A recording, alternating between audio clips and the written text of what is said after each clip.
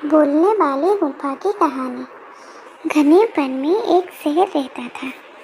एक दिन वो सुबह से शाम तक शिकार खोजता रहा, लेकिन उसे कुछ नहीं मिला। वो भूख से व्याकुल हो रहा था।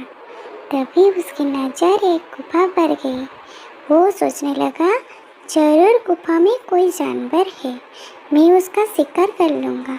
वो सोचकर उसने गुफा में झांका तो गुफा खाली थी।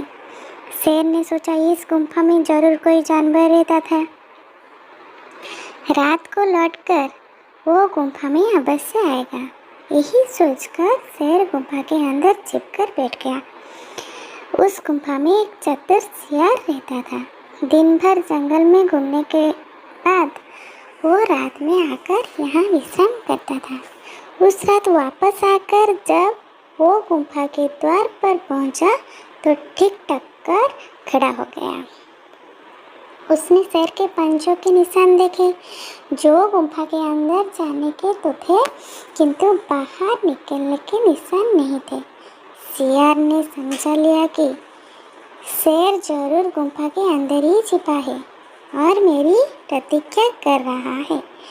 शियार बहुत ही अधिक चतुर था।